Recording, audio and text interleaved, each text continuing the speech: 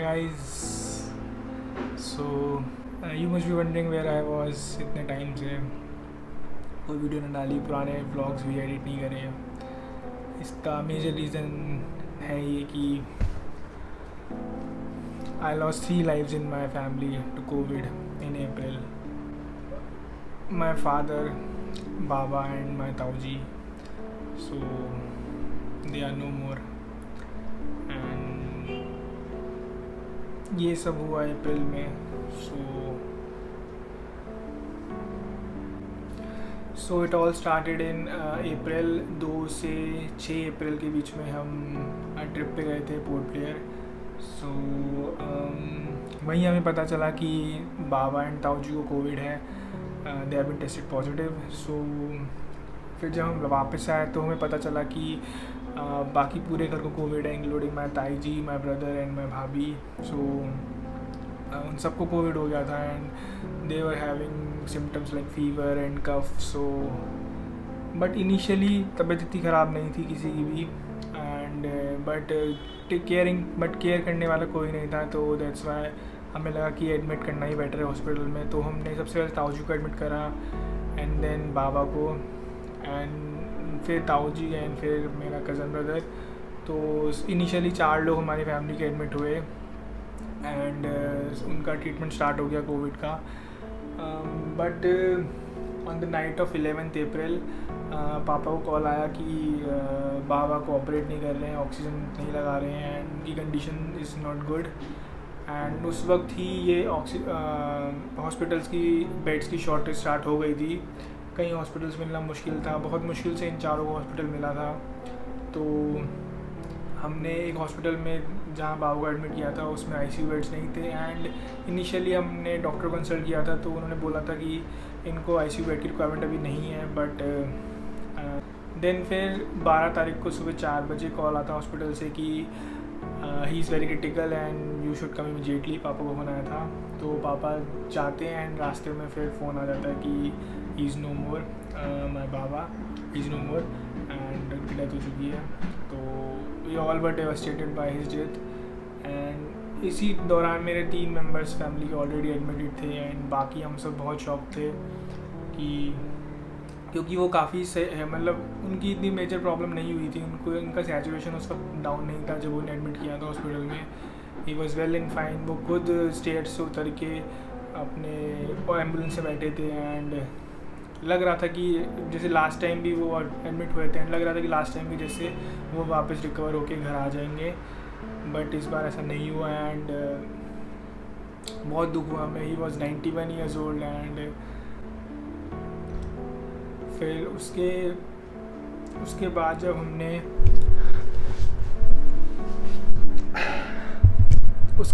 हमने बाबा का क्रिमेशन किया एंड देन लास्ट राइट्स के लिए उनके हम गढ़गंगा गए थे उनके अस्थियों को विसर्जित करने। Then we went there on 15th April, 3 दिन बाद जाते हैं। देन जब हम वहाँ से वापस आए तो उस दिन मेरे छोटे भाई सागर को एंड मम्मी को मेरे फीवर स्टार्ट हुआ एंड देन अगले दिन से पापा को भी फीवर स्टार्ट हो गया। तो सागर एंड मम्मी का फ़ीवर उतर गया था एक दिन में ही, बट पापा का फ़ीवर 101, 102 चल रहा था। उस टाइम मुझे भी फीवर हो गया था एंड बॉडी एक बहुत स्टार्ट हो गया था। देन वी टुक मेडिसिन्स उस टाइम। देन उसके बाद 18 की रात को पापा का सैचुरेशन डाउन होना शुरू हो गया एंड उससे पहले उनका सैचुरेशन एकदम सही था बट उस रात को 88-87 तक जा रहा था एंड फिर हम डर गए काफ़ी।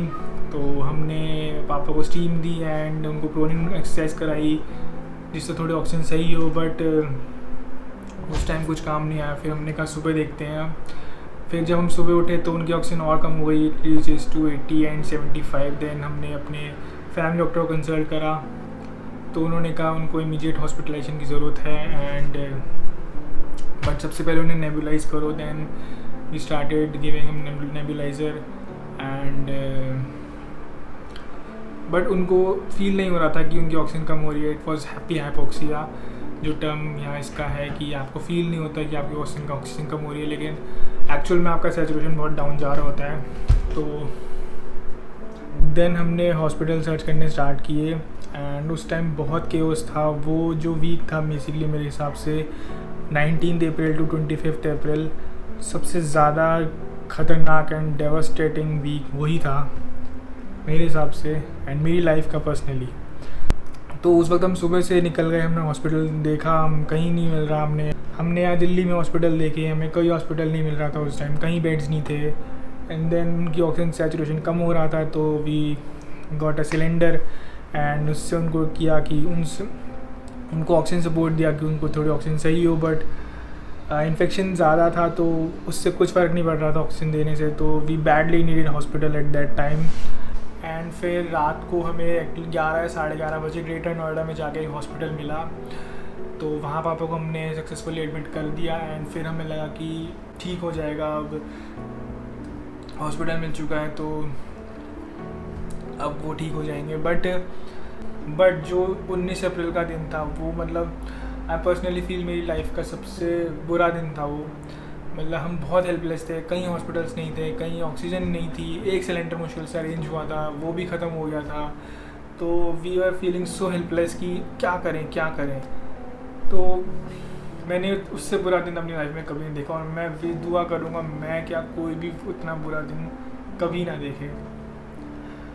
तो मम्मी और मैंने या मेरे भाई ने उन्हें एडमिट करा एंड देन हमने सोचा कि अब वो ठीक हो जाएंगे एंड उनका ट्रीटमेंट स्टार्ट हो गया था हॉस्पिटल में। देन 22 अप्रैल को हॉस्पिटल से फ़ोन आता है कि उनको आईसीयू में शिफ्ट कर रहे हैं एंड उनकी तबीयत थोड़ी क्रिटिकल है। हमने डॉक्टर से बात करी, डॉक्टर्स ने देन दे सेट कि आप रेमडेसिविर का अरेंजमेंट करो एंड प्लाज्मा का अरेंजमेंट करो। देन तो 22 को हम उसमें फिर लग गए। रात में उन्होंने बताया हमें, बट उन्होंने कहा कि आप एक बार मिल आओ। तो जब डॉक्टर ऐसा कहे कि आप एक बार अपने पेशेंट से मिल आओ तो लगता है कि सिचुएशन बहुत वर्स है। देन मैं पापा से मिलकर आया ऊपर आईसीयू में and his condition was not good. उनका ऑक्सीजन 66 था and even on full oxygen support. So उस टाइम अपने को कंट्रोल नहीं कर पाया, मैं वहीं उनके सामने रो गया, क्योंकि ऐसे किसी अपने को ऐसे देखकर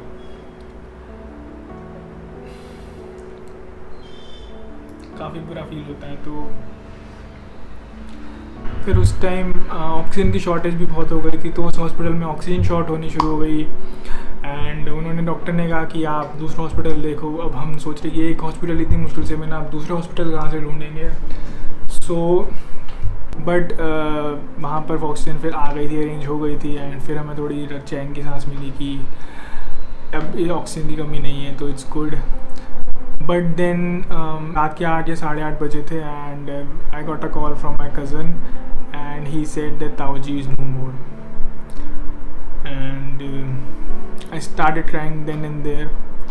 मुझे लगा कि क्या हो रहा है हमारे साथ, मतलब पहले बाबा एंड देन ताऊजी एंड पापा भी बहुत क्रिटिकल हैं। So I was like and then I ran towards मम्मी and I told her this, और वो भी एकदम छूटते ही रो गई कि what is happening to us.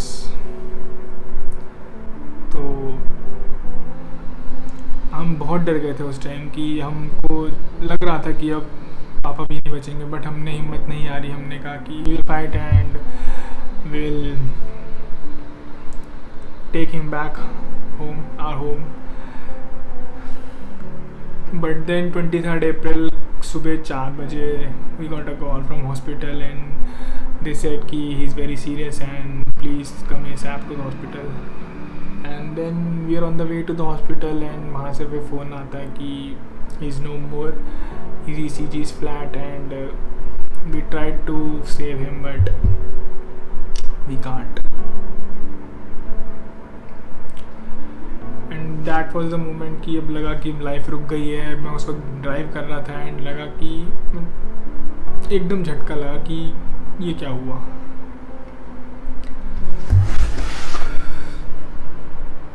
And then हम हॉस्पिटल गए, उन्होंने बताया कि ऐसे से हुआ and we lost 3 members of our family in just 12 days. इससे बुरा ना मैं देख सकता हूँ, ना मेरे में हिम्मत है।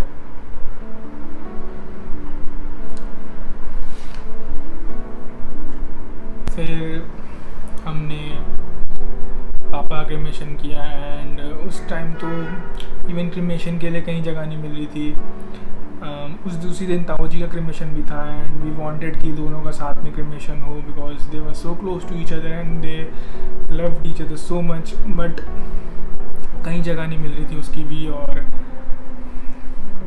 बट तो ऐसा नहीं हो पाया कि हम लोगों ने साथ में क्रिमेट किया एंड अलग अलग जगह, एंड इवन उसमें भी 8-9 घंटे की वेटिंग। फिर उसके बाद का टाइम भी बहुत बुरा था हमारा। जो तूफ़ान नुकसान करके जाता है उससे डील करने की हिम्मत हर किसी इंसान में नहीं होती, वैसे ही हमारे साथ हुआ। एंड पर्सनली मेरे साथ मुझे बहुत ज़्यादा एंग्जाइटी होने लगी, मैं काफ़ी डर गया था क्योंकि एक साथ 3 लोगों की डेथ्स मैं हैंडल नहीं कर पाया।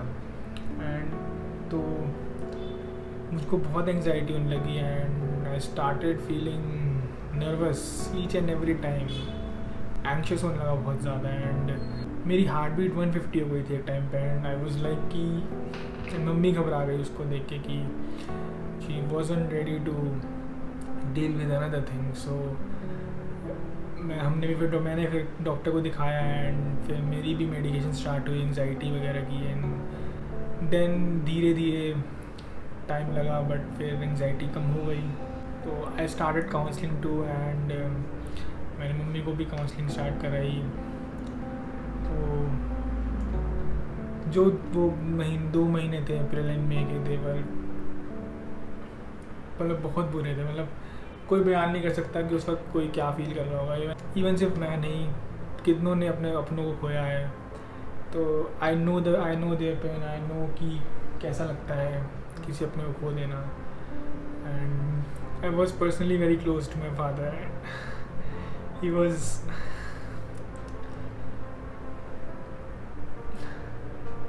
जब भी मैं उनकी बात करता हूँ तो मेरी आंखों में आंसू एंड होठों पे हंसी अपने आप आ जाती है बिकॉज वो सबको हंसा देते हैं। And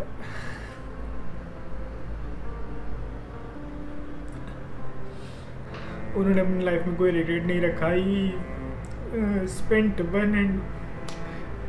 each and every day of his life to the fullest and उन्होंने अच्छे से अपनी लाइफ जी, उन्होंने कोई रिग्रेट नहीं रखा। He was a kind of person who used to live in present, कल का नहीं सोचते थे। And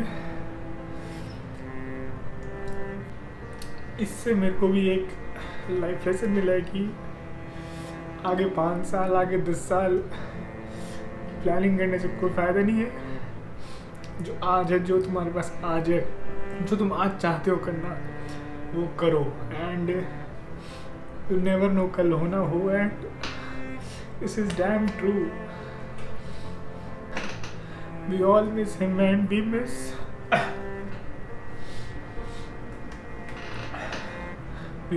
him and we miss Baba, we miss ताऊ जी। अभी भी नहीं लगता ऐसा कि वो नहीं है, लगता है कि वो साथ ही है।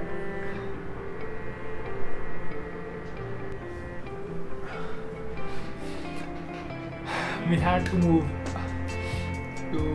to move on with our life. जो हो गया सो हो गया। We're gonna miss him so much, but we have to move on. हमें आगे देखना है लाइफ में क्या है। जो बाकी लोग हैं हमें उनके साथ रहना है, उनको संभाल के रखना है। एंड मेरी फैमिली के टोटल 8 लोग एडमिट हुए थे एंड जिसमें से 5 ही लौट कर वापस आ पाए, 3 नहीं आ पाए। तो अब बाकी सब रिकवर कर रहे हैं। मेरी ताई जी, बुआ, तो बाकी सब हम रिकवर कर रहे हैं एंड धीरे धीरे उन्हें टाइम लगेगा, वो भी ठीक हो जाएंगे। तो आज पापा का बर्थडे है 29 जून and he would be 55 years old। तो पापा के लिए छोटी सी वीडियो क्रिएट करी। It's kind of a tribute to him. We all gonna miss him so much and we love him so much and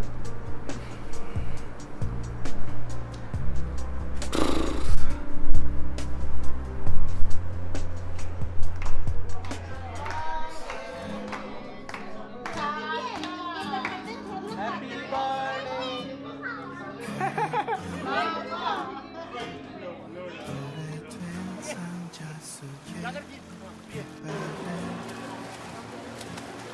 너의 그날의 기억 따라오는 지난 날 잊혀질 줄 알았던 그날이 क्या पापा क्यों नहीं खाया वो डोसा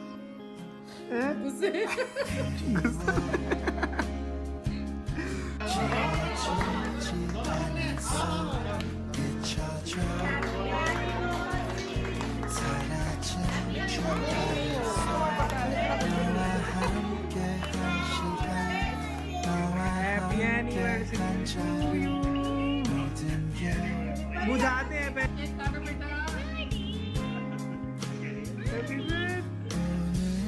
나조차 몰랐어 멈출 수 있는 줄 알았어 하루 종일 너의 기억에서 나올 수 없는